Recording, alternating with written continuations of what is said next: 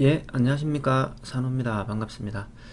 자, 오늘은 주식 차트 분석 중에 매물대 되돌림이라는 것에 대해서 한번 알아보도록 하겠습니다. 매물대 되돌림. 제가 예시 차트 다른 걸 한번 보여드릴게요. 부스타라는 종목입니다. 이 종목은 제가 학습을 위해서 대략 한 1000번 이상은 본 것 같은 그런 차트인데요. 여기 한번 볼게요. 자, 신규주 일대입니다. 신규주 일대.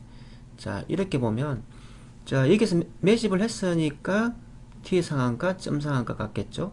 그리고 여기에서도 역시나 매집을 했으니까 이만큼 올랐겠죠.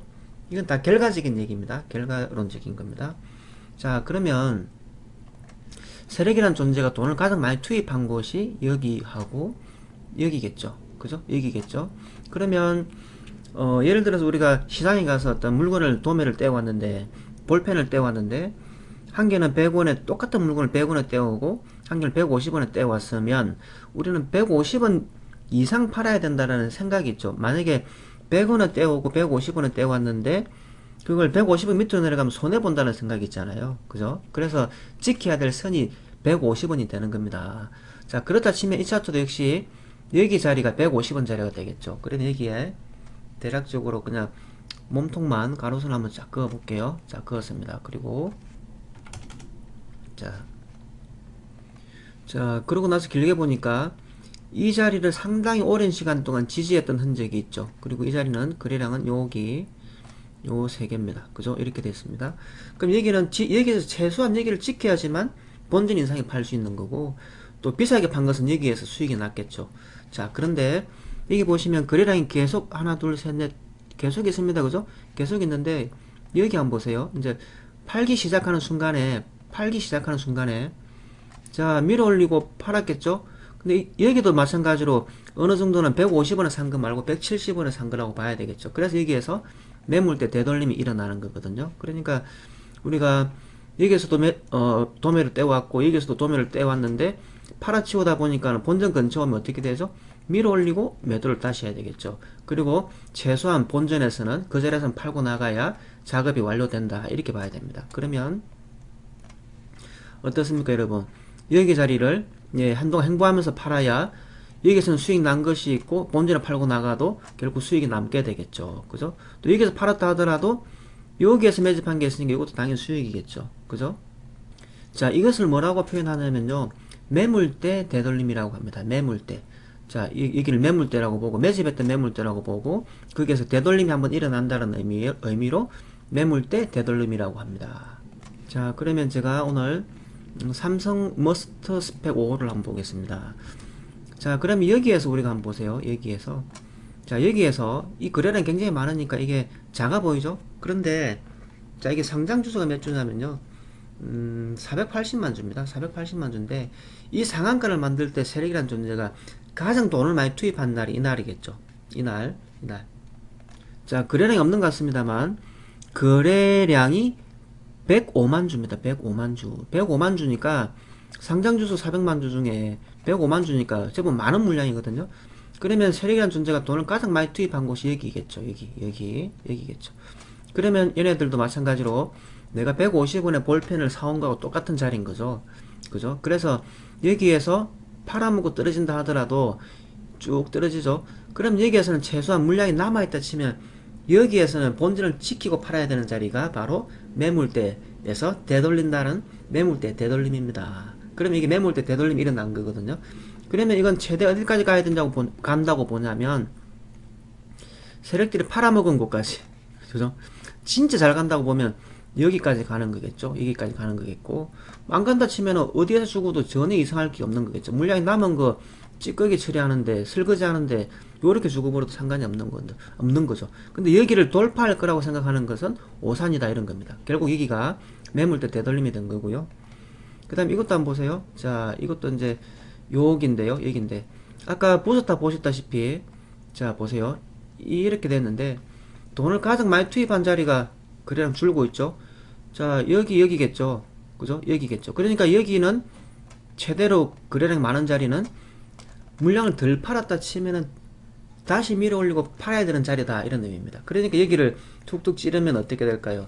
약간의 손절 물량을 받아서 밀어 올리고 팔아버리면 작업이 전부 다 끝나게 되는 거죠. 그러면 이 부서트하고 비슷하죠.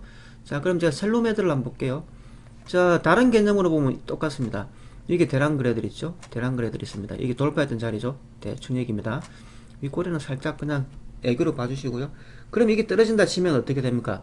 여기 자리나 여기 자리를 되돌림이 일어난다는 거죠. 여기는 여기 매물대 되돌림이 단타가 나왔던 것이고, 여기도 역시 매물대 되돌림에 오늘 상한가를 찍은 겁니다. 그러면 올라오면 당연히 팔아야 되겠죠. 저항의 자리가 있으니까. 그래서 연속적으로 갈 거라고 생각하는 건 아니지만, 매물대에서 되돌림이 일어나는 것, 이게 바로 매물대 되돌림이다, 이런 의미가 되겠습니다.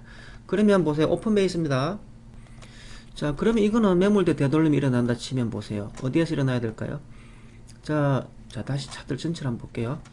자, 이렇게 보면 대량 거래가 어디 있죠? 여기 초대량 거래가 있죠. 여기. 그러면 매물대 되돌림이 일어나야 되는 자리는 여기부터 요 캔들이 되겠죠. 이 캔들에서 매물대 되돌림이 일어나야 된다는 겁니다. 그래서 빨리 되돌림이 일어나면 여기라고 볼 수 있겠는데, 윗꼬리라고 볼 수 있겠는데, 상황에 따라서는 이렇게, 자, 때때로 있잖아요. 때때로 이게 통째로 매집이라는 경우가 있을 수 있습니다. 그죠? 그런 경우에는 어떤 상황들이 생기냐면, 이 매물대에 올라탔던 사람들을 손절을 다 시키고 가는 방법도 있습니다. 물론 이것이 손절 다 시키고 가는 차트입니다 라고 얘기하는 것이 아니고요. 그래서 이 매물대에서 되돌림이 일어날 때가 됐는데 라고 생각하면서 들고 있다면 버티거나 아니면 공격을 해나가는 거죠. 그리고 이 자리는 뭡니까? 이 자리는 종합지수가 망가졌기 때문에,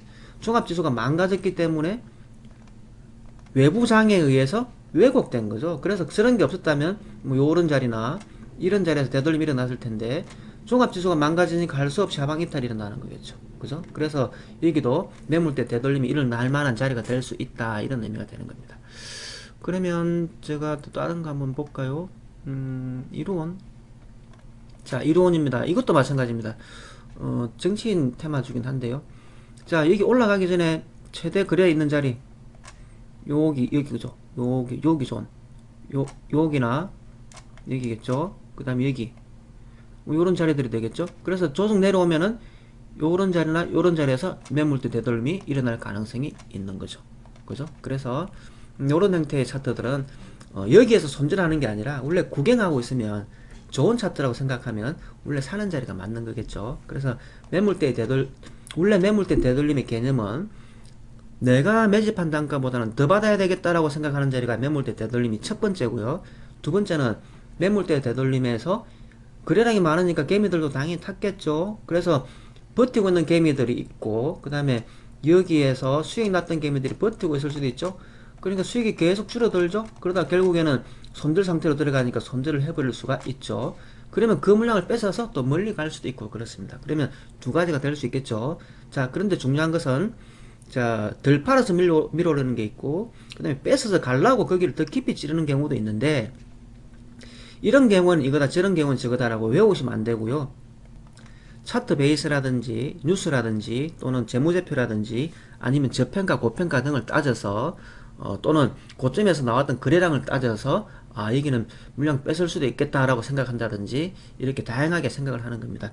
그러니까 여러분, 요거는 매집이고 저거는 아닙니다 이렇게 받아들이지 마시고 그런 경우도 있을 수 있구나 생각하고 좀 더 영향을 미치는 다른 변수들이 차트마다 다 또 다를 수 있거든요. 예를 들어서 이론이나 오픈베이스나 두 개 다 뭡니까? 체제형 정치 관련주 아닙니까? 정치 테마는 지금도 움직일 수 있는 시간들은 얼마든지 있습니다. 내년 3월 9일이 대선이고 또 뭐 경선도 11월 뭐 넘어가야 끝이 날 테니까 그때까지는 오를 수 있는 가능성 시간들이 두 달 이상, 최소한 두 달 이상, 길게는 뭐 내년 3월까지 시간이 있으니까 뺏어서 갈 수 있겠구나라고 그냥 의심을 해보는 것 뿐입니다. 무슨 뜻인지 아시겠죠? 차트 베이스 플러스 뉴스 플러스 재무제표 플러스 뭐 공시 플러스 또 차트의 고점에서의 거래량 플러스 외부 장애에 의한 요소들 이런 걸 플러스 시켜서 종합적으로 우리가 판단을 가늠을 해보는 거다 이렇게 생각해 주시면 되겠습니다. 자, 여러분, 매수 매도 신호가 아닙니다. 학습용으로 만들어 드린 영상이기 때문에 학습용으로 보시고 매매하실 때 도움되는 거 있으면 참고하시면 되겠습니다. 여러분 수익 많이 나시고요. 또 행복하고 즐거운 일 많이 생기시기 바랍니다. 오늘은 여기까지 하겠습니다. 수고 많았습니다.